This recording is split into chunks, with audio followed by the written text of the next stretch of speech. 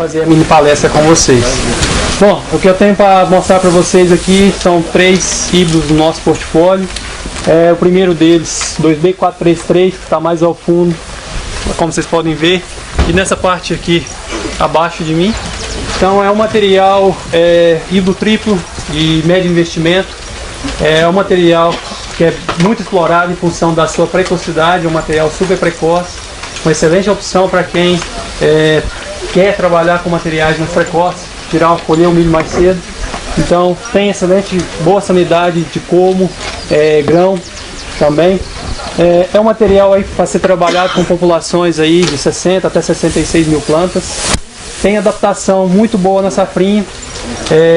É indicado principalmente para regiões mais baixas e tropical de transição. Então tem boa adaptação em regiões baixas.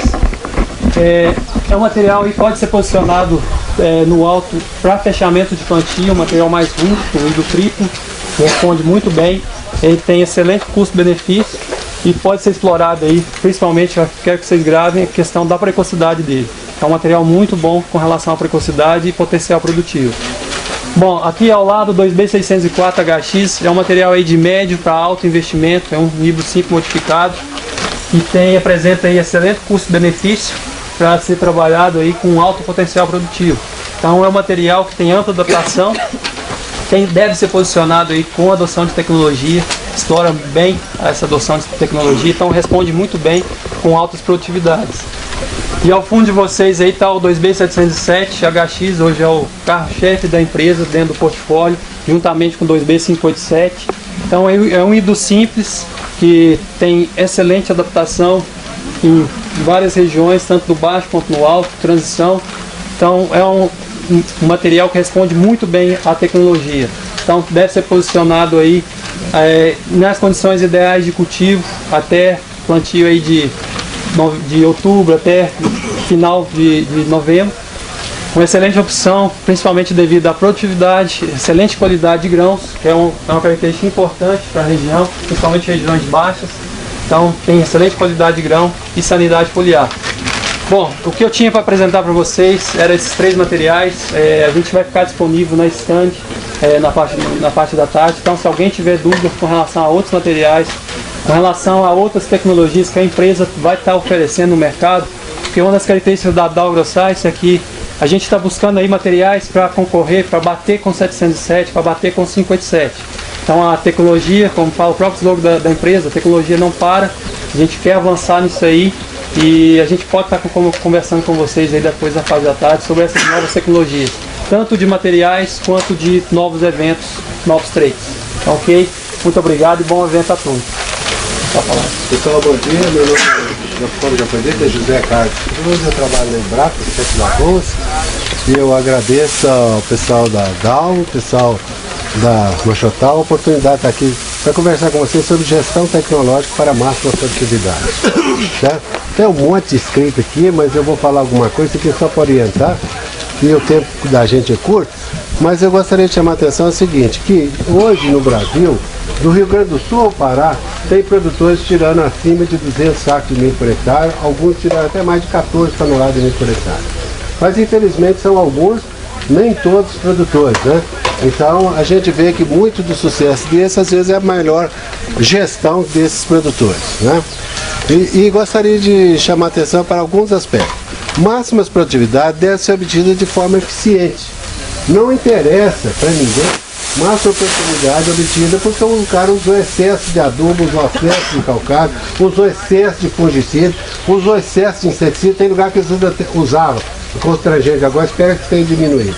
Usava até 10 aplicações de inseticida para controlar a lagarta. Então isso não é o que nós queremos. Nós queremos uma máxima produtividade, né, com uma gestão tecnológica que faça a utilização de forma racional e balanceada, explorando melhor as tecnologias existentes. É esse o nosso objetivo. Pode passar. Né? Então eu vou chamar a atenção sobre alguns aspectos. O primeiro dele é o seguinte, que essa máxima produtividade não é alcançada no saldo. Um produtor não passa de 100 sacos de milho por hectare para 150. Normalmente ele vai evoluindo, ele vai aprendendo, né? Igual que a gente aprende a vida inteira, e vai melhorando o potencial produtivo do seu solo, né?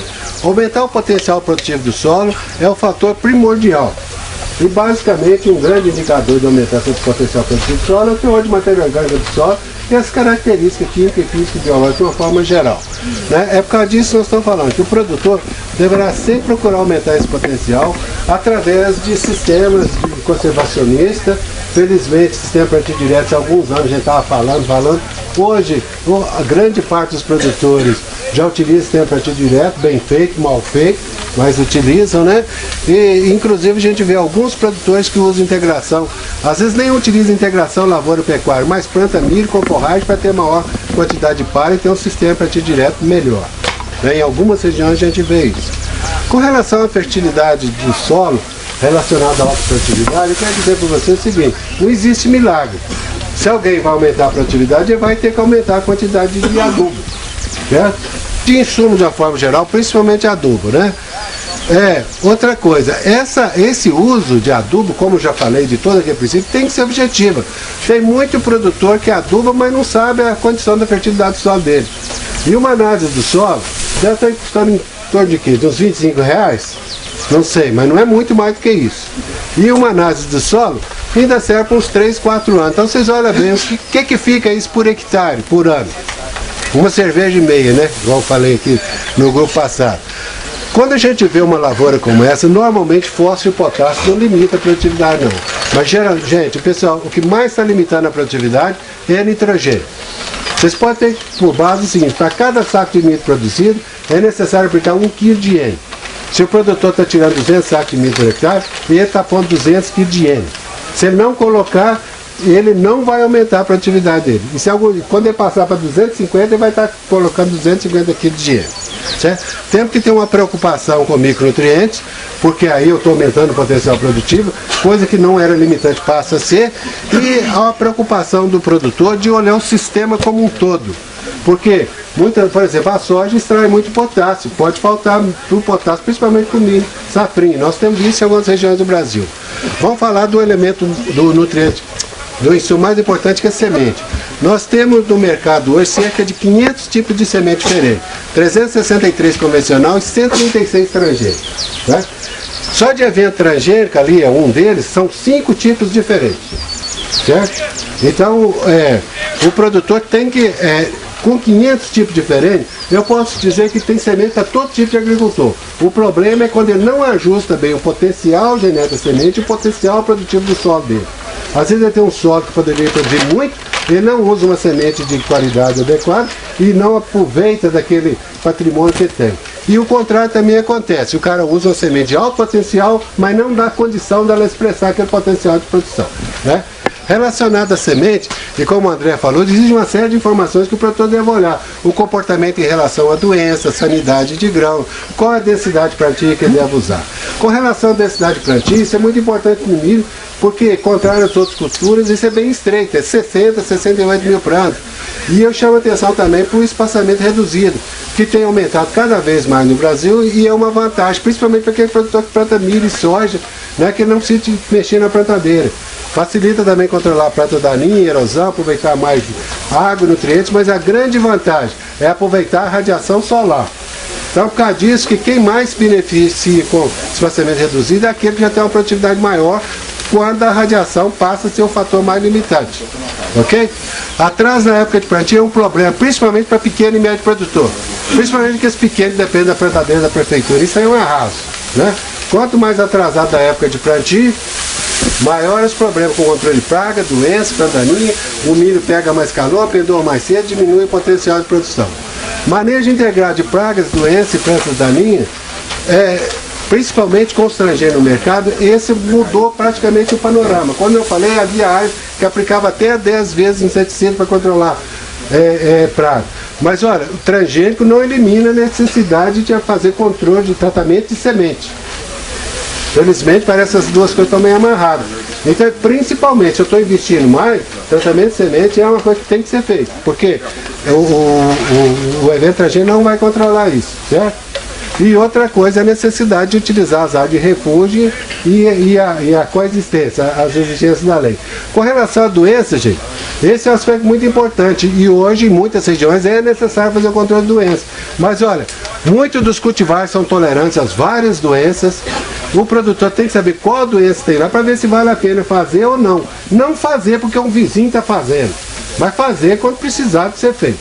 Com relação ao controle de planta daninha, é o normal, mas hoje já começa a ser vendido, a próxima safra seguramente vão ser vendido milho RR, e já tem soja RR, então principalmente para quem planta soja, milho e planta rotação, precisa de ver como é que vai manejar a planta voluntária e os cuidados com a resistência de planta daninha, porque nós vamos usar glifosato demais.